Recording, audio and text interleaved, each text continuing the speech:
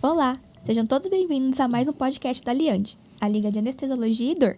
Meu nome é Sophie, eu sou presidente da Liga e eu já tenho aqui 2 digníssimos professores para nos dar uma aula sobre jejum pré-operatório. Eu estou com o Dr. Antônio Melucci e com o Dr. Felipe Teodoro. Sejam bem-vindos. Obrigado, Sophie. Bom, hoje eu vou falar um pouquinho sobre jejum pré-operatório. Por que não comer antes de procedimentos cirúrgicos? Por que o jejum é necessário? O principal objetivo do jejum pré-operatório é garantir a segurança do paciente durante e após procedimento cirúrgico. Esta prática preventiva, fundamental, evita complicações graves que podem ocorrer durante a anestesia. Quando um paciente está sob efeito da anestesia, os reflexos naturais de proteção das vias aéreas ficam comprometidos, aumentando o risco de aspiração do conteúdo estomacal para os pulmões, um evento conhecido como broncoaspiração. Tá? Então, a principal causa é evitar a broncoaspiração. Tá? Por causa disso que a gente sempre solicita o jejum. Eu já falei isso, né? Quem mais preocupa com o jejum depois da nossa mãe é o anestesista. Tá? Vamos lá. Benefícios do jejum pré-operatório. Proteção das vias aéreas, previne aspiração de conteúdo gástrico para os pulmões durante a anestesia, quando os reflexos protetores estão comprometidos. Facilita o trabalho do anestesista. Permite que o médico anestesiologista realize seu trabalho com maior segurança e precisão. Quando o paciente está de jejum, a gente fica mais tranquilo, tá? Para fazer a monitorização, indução anestésica, é bem mais tranquilo. O estresse é bem assim, extremamente suportável. Redução de náuseas e vômitos, diminui a incidência de desconforto gastrointestinal no período pós-operatório, melhorando a recuperação. Articulação entre equipes. Promove uma melhor coordenação entre os profissionais envolvidos no cuidado do paciente em todo o ambiente hospitalar. Então, é uma equipe. Então, qualquer paciente entrando no hospital, ele já é orientado para todos os setores, se preocupar, falar com relação ao jejum. Está de jejum, não está de jejum, quanto tempo, que hora é o procedimento cirúrgico.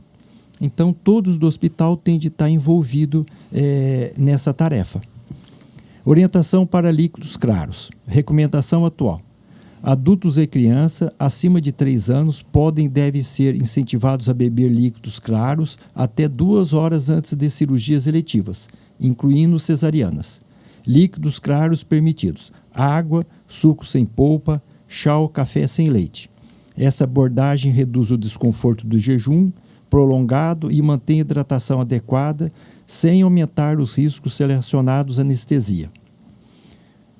Aqui é bem controverso, eu vou falar a minha opinião que eu faço.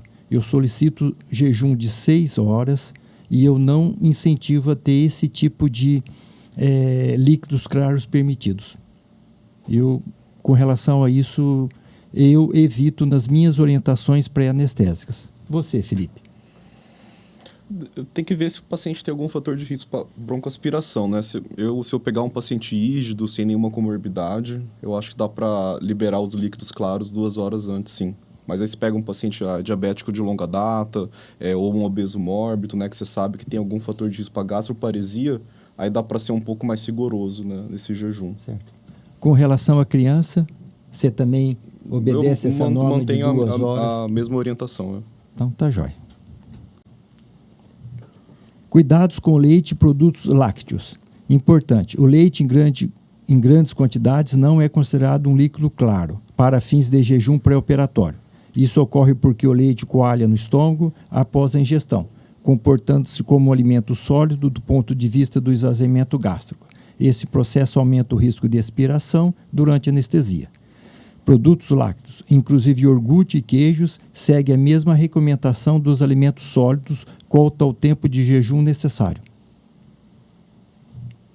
Orientação para alimentos sólidos. Adulto, mínimo de 8 horas de jejum para alimentos sólidos em cirurgias eletivas. Gente, aqui é qualquer alimentação, tá? 8 horas antes, sinta-se à vontade. Criança, mínimo de 6 horas de jejum para alimentos sólidos em cirurgias eletivas. Refeição normal. Estas recomendações se aplicam a uma alimentação usual, sem restrições, incluindo principalmente alimentos gordurosos, carne vermelha, frituras e leite não humano. Continua sendo prática comum evitar alimentos sólidos por menos de 6 horas antes da cirurgia eletiva. A maioria dos pacientes aceita bem essa restrição, quando autorizada a beber líquidos claros até mais próximo do procedimento. Não há benefício claro em reduzir o tempo de jejum para sólidos abaixo de 6 horas. As pesquisas não demonstram vantagens significativas em diminuir o período de jejum para alimentos sólidos abaixo do tempo recomendado, enquanto manter esse limite oferece uma margem de segurança importante para procedimentos anestésicos. Orientações específicas para gestantes. Durante o trabalho de parto, mulheres em trabalho de parto ativo podem consumir líquidos claros conforme desejam. Alimentos sólidos devem ser desencorajados durante o trabalho de parto. Aqui eu tenho um pouquinho de receio, porque vamos supor que esse parto evolua para uma cesariana ou necessidade de se passar por uma anestesia geral. Tem alguma opinião diferente, Felipe? Sempre tem esse risco aí da gestante que está em trabalho de parto, ele acaba tendo um sofrimento fetal e precisa ir para anestesia geral, né? E fazer uma intubação em sequência rápida, né? Por isso que as diretrizes acabam colocando para tomar líquidos claros ou, no máximo, fazer uma refeição leve, né? Mas você acaba correndo risco mesmo assim de ter uma paciente com o estômago cheio no momento de você precisar manejar a via aérea. Eu, assim, na minha opinião, põe um sorinho, hidrata. Achei que consumir líquido à vontade durante o trabalho de parto, eu não sou muito adepto. Para cesarianas eletivas, mulheres grávidas, incluindo aquelas com obesidade, podem consumir líquidos claros até 2 horas antes da cirurgia. Para alimentos sólidos, seguir a recomendação padrão de 8 horas. Chiclete, balas e fumo. Recomendação atual. Os pacientes não devem ter sua operação cancelada ou adiada apenas porque estão mascando chiclete, chupando uma bala, fumando imediatamente antes da indução da anestesia. Essa recomendação baseia exclusivamente nos efeitos sobre o esvaziamento gástrico. No entanto, a ingestão de nicotina, incluindo tabagismo, goma de mascar e adesivos, deve ser desencorajada antes de cirurgia eletiva. Vamos lá. Eu não sigo essa recomendação. Eu peço para o paciente não mascar chiclete, não chupar bala e evitar fumar o máximo possível. Tá? É difícil a pessoa parar de fumar, mas eu peço, diminui aí o máximo que você consegue. Ideia contrária, Felipe? Não, concordo, Antônio. Principalmente em relação ao tabagismo, né? A gente tem evidência que qualquer tipo de parar de fumar antes da cirurgia deve ser encorajado, mesmo 1 dia, 2 dias. Antigamente falava que o benefício só tinha separasse com 6 semanas antes da cirurgia. E separasse com menos de 6 semanas, se aumentava o risco de broncoconstrição, se aumentava as secreções. Hoje, isso caiu por terra, né? E mesmo se o paciente parar 12 horas antes da cirurgia, já tem diminuição de monóxido de carbono, tem diminuição de nicotina e benefício no pós-operatório. Então, que você tem que usar a cirurgia como um gatilho para ele ter a coragem, né, e parar de fumar. Ótimo. E não mexe nada com o jejum também, né? Não quebra o jejum, fumar. Ótimo. Paciente com esvaziamento gástrico retardado. Um grande número de fatores podem potencialmente atrasar o esvaziamento gástrico, como obesidade, refluxo gastroesofágico e diabetes.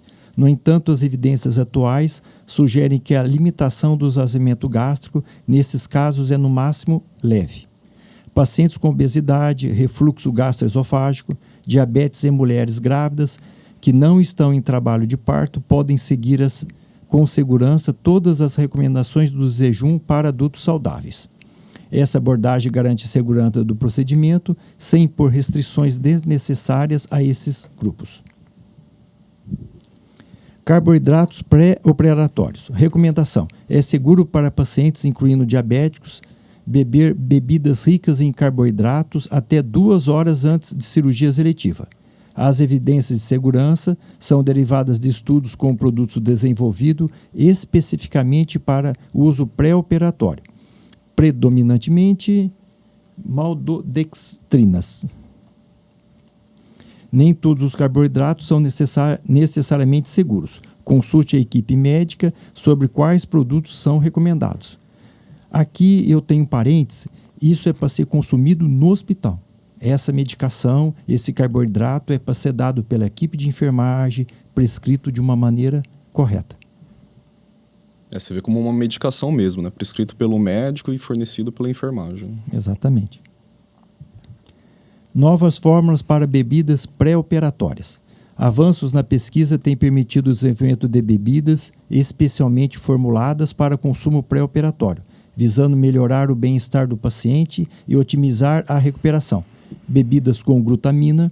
Estudos demonstram que bebidas contendo 15 gramas de glutamina com carboidratos entre 300 a 400 ml de água parecem ser seguras quando administrada 3 horas antes da cirurgia em voluntários saudáveis. Bebidas com peptídeos de soja.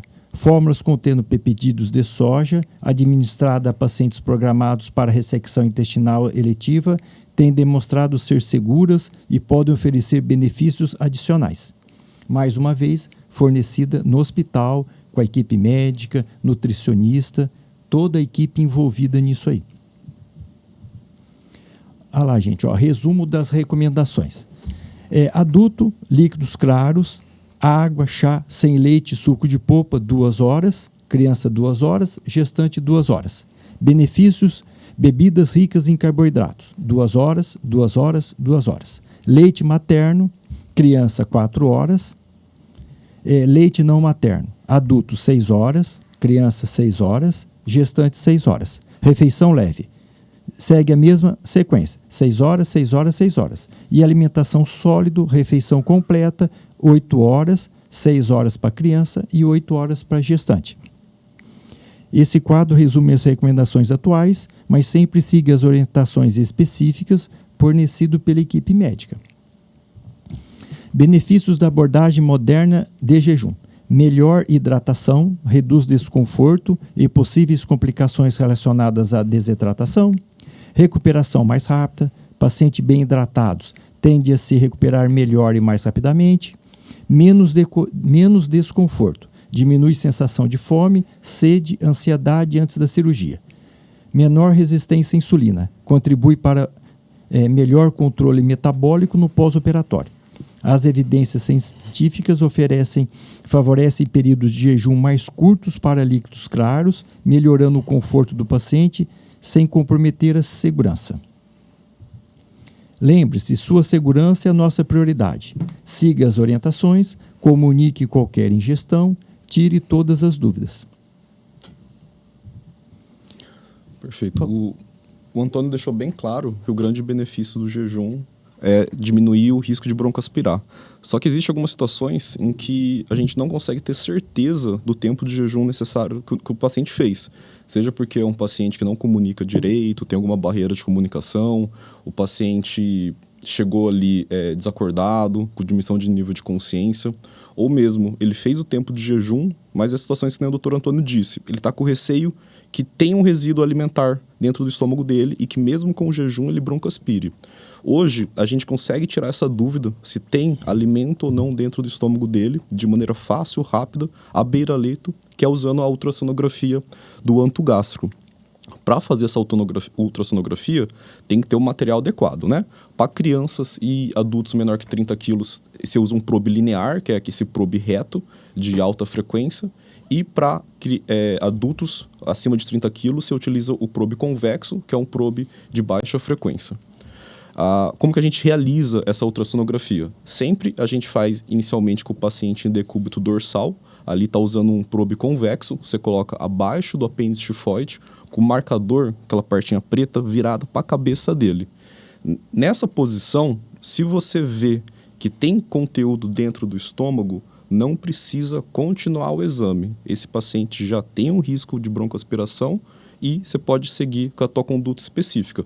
No entanto, se você fez essa posição e o estômago está vazio, você não tem certeza se ele realmente está vazio. Porque às vezes o alimento, às vezes está no antro, ele vai para o corpo e para a cardia. Então você tem que colocar o paciente em decúbito lateral direito e ver o estômago em decúbito lateral direito. Em outras palavras, decúbito dorsal, você tem uma alta especificidade. Você consegue confirmar que está alterado. No entanto, a sensibilidade é baixa do exame. Você tem falso negativo. Então, no caso de negativo, você tem que confirmar com o paciente em decúbito lateral direito. A anatomia que a gente tem que ter em mente para conseguir interpretar essa imagem, né? Você tem o fígado do lado direito do paciente, o estômago, entre o fígado e o estômago, o pâncreas, que está amarelinho, e 2 vasos muito importantes, que é a aorta e o ramo dela, a artéria mesentérica superior. Quando eu coloco o probe ali no apêndice tifoide, com o marcador virado para a cabeça, eu faço um corte sagital, exatamente cortando fígado, antro, pâncreas, artéria mesentérica superior e aorta, que é a imagem da esquerda. E o estômago está com o asterisco indicado. Vendo isso na sonoanatomia, como que a gente vê? Tem o estômago ali, né, que está dando o zoom. Ali, esse estômago está totalmente colabado, esse antro gástrico está colabado, é um estômago sem resíduo alimentar nenhum. Aí tem 2 faixas hipoecogênicas, que é a artéria mesentérica superior, embaixo a aorta, e do lado esquerdo da imagem, mais hipoecogênico também, é o fígado. Então, um estômago vazio, né? Como que seria a imagem? É aquele antro gástrico totalmente colabado. Na literatura fala que é uma imagem de olho de boi, que parece que fala que é um olho de boi. E quando que isso é importante para a gente? Vamos dizer que você está numa cirurgia de emergência, é uma apendicite aguda, e o paciente não sabe falar se ele comeu às 6 horas, às 8 horas, às 4 horas, e você tem dúvida. Então, se você precisa intubar esse paciente numa sequência rápida, que é aquela técnica de intubação para evitar broncoaspiração, você faz uma técnica convencional de intubação. Você faz a ultrassonografia, se você vê essa imagem, o antro gástrico vazio em decúbito dorsal e em decúbito lateral direito, não tem resíduo. Então, mesmo tendo essa história de jejum duvidosa, você tem a segurança que você pode induzir a tua anestesia geral através de uma intubação convencional. Ô Felipe, assim, mas você tem de fazer os 2 decúbitos ou não? Não. Exatamente. Fazer só o decúbito dorsal e tá vazio, ele não garante que o estômago está vazio, porque o alimento pode ter escorrido para o corpo e para a cardia. Você tem que colocar em decúbito lateral direito. Primeiro o dorsal. Primeiro dorsal, tá vazio. Aí você confirma também em decúbito lateral direito. Se nas 2 posições a imagem tá com essa daí, de olho de boi, o estômago está vazio, esse paciente não tem risco de broncoaspirar. Ou seja, é um exame com alta especificidade e alta sensibilidade. Não tem falso positivo e não tem falso negativo. Desde que, claro, o examinador seja experiente e ele sabe fazer corretamente. Então tem que ter o treinamento, né? Eu estou considerando quem faz tem experiência no exame. Agora... Ô Felipe, assim... o anestesista tem condições de fazer ou tem de chamar... Não, o anestesista com treinamento tem condição, mas é para o anestesista fazer. Não é para chamar o radiologista ou algum outro profissional. A ultrassonografia de antro gástrico está dentro do contexto de ultrassom point of care. O que é ultrassom point of care? É o uso de ultrassom à beira-leito para você conseguir obter respostas rápidas e imediatas do teu paciente e mudar a tua conduta. Dentro da anestesiologia, a gente já usa para fazer acesso venoso central, fazer bloqueio de plexo, avaliação cardíaca, e essa ultrassonografia gástrica também está entrando dentro do escopo do anestesista. Agora, uma outra situação, né? Vamos dizer que esse paciente que está com jejum duvidoso, você coloca o teu ultrassom e vê essa imagem. Essa imagem é uma imagem que ele comeu, ele se alimentou recentemente, de 1 a 2 horas, e deglutiu o ar. Sempre que você se alimenta de maneira recente, de 1 a 2 horas, você tem deglutição de ar. Então, o que acontece na tua imagem? A tua imagem do ultrassom, você não forma nada, fica essa sombra acústica. Você tem uma linha hipercogênica, que é essa linha branca, e embaixo tudo preto. Você não vê nada, você não vê estômago, você não vê aorta, você não vê artéria mesentérica superior. Por quê? Tá cheio de ar. Isso indica que há conteúdo sólido e que ele se alimentou há pelo menos 1 a 2 horas. Alto risco de broncoaspirar. Te falo que é uma imagem de vidro fosco. Então, nesse caso, você teria que fazer uma intubação acordada ou uma intubação em sequência rápida no teu paciente. Ou se for uma anestesia regional, uma RAC, uma peri, um bloqueio de plexo, fazer sem sedação. Uma outra imagem também é de resíduo sólido, só que uma ingestão mais tardia, de 5, 6 horas. Essa daí, em que não tem mais ar dentro do estômago, mas dá para ver que o anto gástrico está muito distendido, tem muito conteúdo heterogêneo dentro dele, e também é um paciente com um alto risco de broncoaspiração.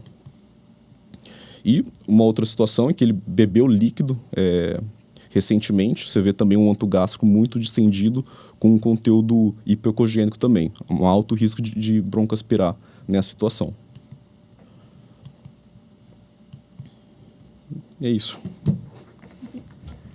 Ô Felipe, isso para mim é novidade, viu? Eu sou de uma época que o ultrassom para mim, eu estou tendo contato com ele cerca de 2, 3 anos, né? E realmente é fantástico, nossa senhora, é tudo de bom.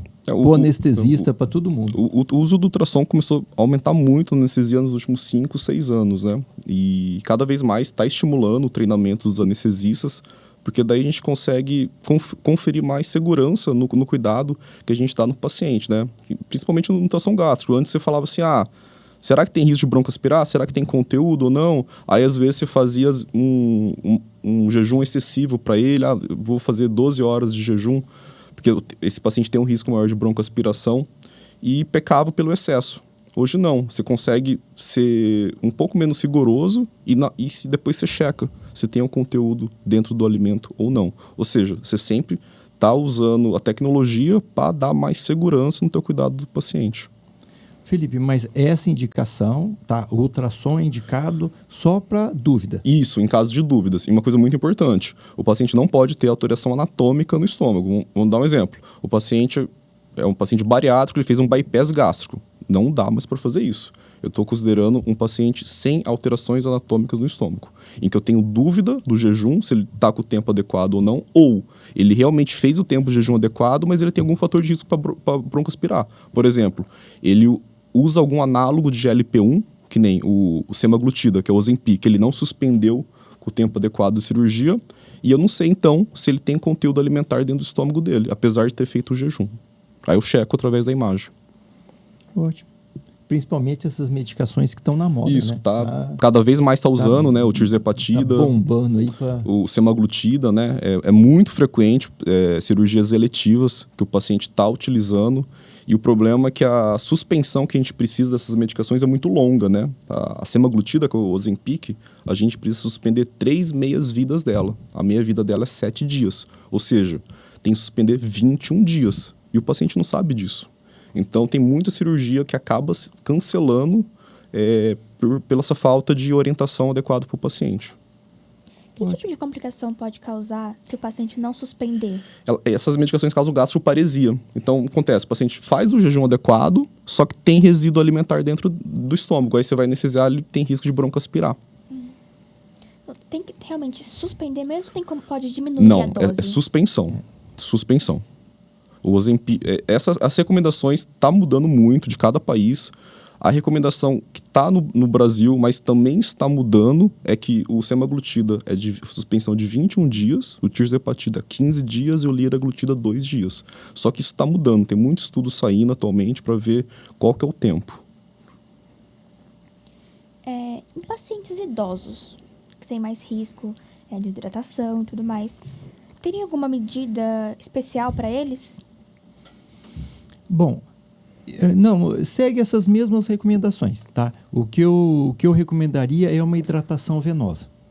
Então, o paciente internando, puncionar uma veia, hidratar. Primeiro, colher uma história, lógico, para saber que tipo de hidratação, o volume que a gente tem de passar para ele nesse período pré-operatório. Ele chegando de jejum, que hora vai ser cirurgia, né? Evitar esse jejum prolongado e dar um conforto para o paciente ele estando hidratado. Essa seria a minha maior preocupação. Mais alguma, Felipe? Não, concordo, Antônio. Acho que é seguir a recomendação formal de jejum e tomar cuidado com a desidratação, né? jamais fazer, às vezes, um jejum excessivo, né? Às vezes você acaba pecando por um jejum excessivo e tem algumas populações especiais que sofrem muito com isso, né? Recém-nascido, criança, prematuro, idoso, acaba desidratando, o idoso faz delírio, e isso aumenta muito a morbidade no período pós-operatório. Então, assim, tem que fazer o jejum, né? 2, 4, 6, 8 horas, só que jejum excessivo também é deletério. Em hospitais que a gente tem uma alta demanda de cirurgias, tanto eletivas quanto de emergência, como que a gente faz para manejar esse jejum nos pacientes? Olha, vamos lá, que eu falei, né? Toda a equipe tem de estar envolvida. Então, desde a internação, desde o primeiro atendimento, com o técnico de enfermagem, com a enfermeira, depois com o médico, quando se chega a um diagnóstico, tem de ir para o centro cirúrgico, isso tem de estar bem estabelecido. Que, olha, ele chegou, como ele chegou, tem alguma pessoa, se ele estiver inconsciente, achar alguém, né, um familiar, quem trouxe. Caso a gente não ache ninguém, é estômago cheio. Intubação rápida ou intubar o paciente acordado, né, dependendo do nível de consciência dele, para evitar a broncoaspiração. Ou se não, como o Felipe falou, se tiver acesso ao ultrassom, ajuda bastante, ajuda muito. Educação de toda a equipe é a parte mais importante, né? Desde a enfermagem, o cirurgião, o anestesista.